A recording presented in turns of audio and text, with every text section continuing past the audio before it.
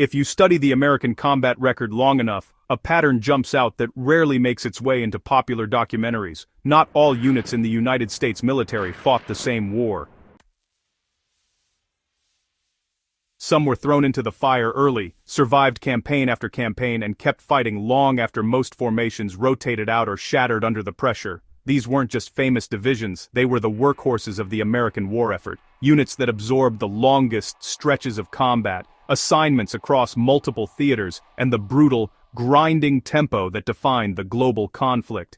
Whether you're a serious historian or a battlefield researcher, understanding these 7 units gives you a clearer sense of who really carried the heaviest operational load. Let's go through them one by one.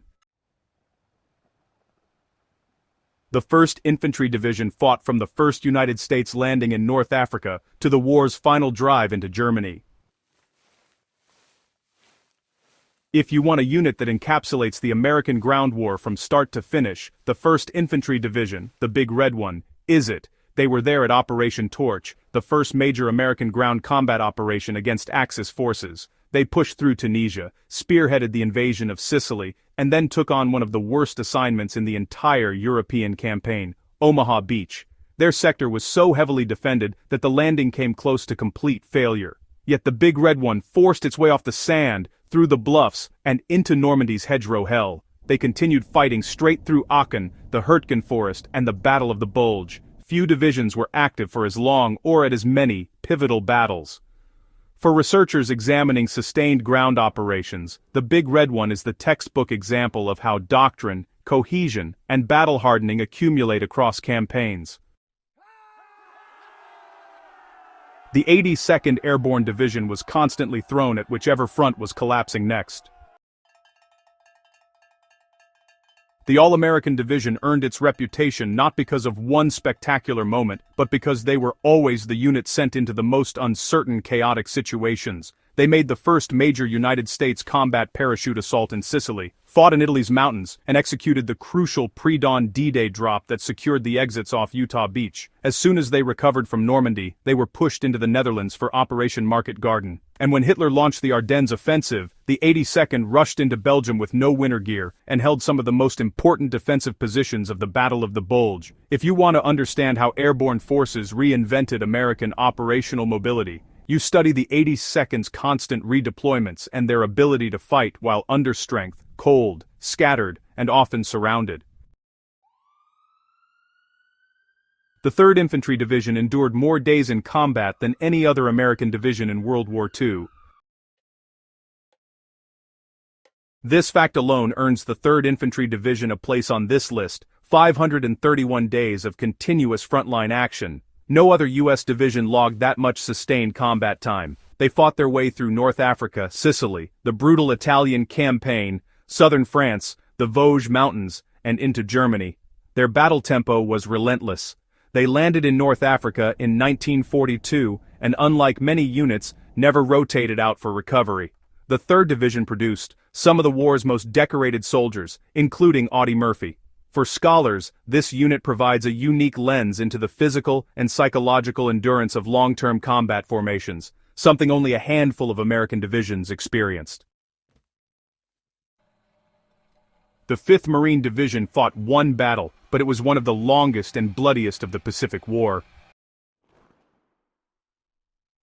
The 5th Marine Division entered the war late, but their single major battle, Iwo Jima, was so intense, so prolonged, and so costly that it places them among the most heavily engaged American units of the conflict. The island was a fortress of interlocking tunnels, volcanic rock, and entrenched Japanese defense zones that turned every 100 yards into a separate campaign.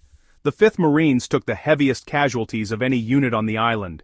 The famous flag raising on Mount Suribachi came from their ranks, but the story that matters is the weeks of attritional combat that followed. Studying this division gives you insight into the Pacific at its most unforgiving, where terrain, enemy doctrine, and operational necessity collided in the most violent way imaginable. The 101st Airborne Division became legendary after holding Bastogne under conditions that should have broken any normal unit. The Screaming Eagles fought in Normandy and Market Garden, but honestly, their defining moment came during the Battle of the Bulge. Cut off, surrounded, undersupplied, and freezing, they held the key road network of Bastogne for days against repeated German assaults. That stand slowed the German advance long enough for Patton's Third Army to break through. The 101st isn't on this list only because they fought major battles.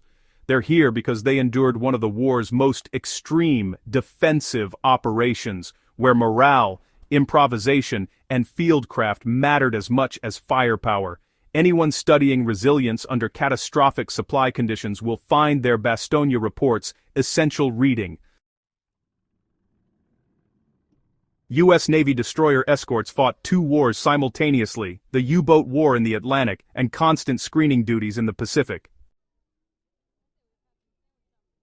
Destroyer escorts were built for one purpose, to protect convoys and carrier groups from submarines. Their operational tempo was, honestly, just relentless. In the Atlantic, they fought the longest sustained campaign of the war, the Battle of the Atlantic, where there were no rest days, no quiet sectors, and no predictable rhythm.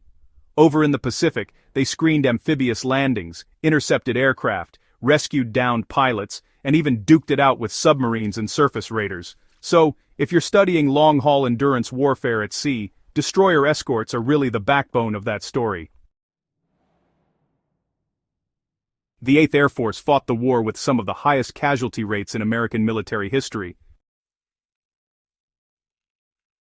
When people talk about the air war over Europe, they often gloss over the numbers. The 8th Air Force suffered more killed in action than the entire United States Marine Corps did in World War II. Their daylight strategic bombing campaign against Germany demanded constant, high-risk missions deep into heavily defended airspace. These crews flew through flak corridors, fighter screens, freezing conditions, and mechanical failures at altitudes that allowed no margin for error. The 8th Air Force wasn't just active, it lived inside the war's deadliest operational environment. These 7 units reveal the scope of American commitment across theaters. They show how different the war felt depending on your branch, assignment, and timeline. Studying them isn't just about honoring their record, it's about understanding how sustained combat reshapes doctrine, morale, technology, and the human body itself. For more deep-cut, evidence-backed wartime history, subscribe to Strange History and share this episode with fellow historians and veterans. The war still has more stories to uncover, and we're just getting started.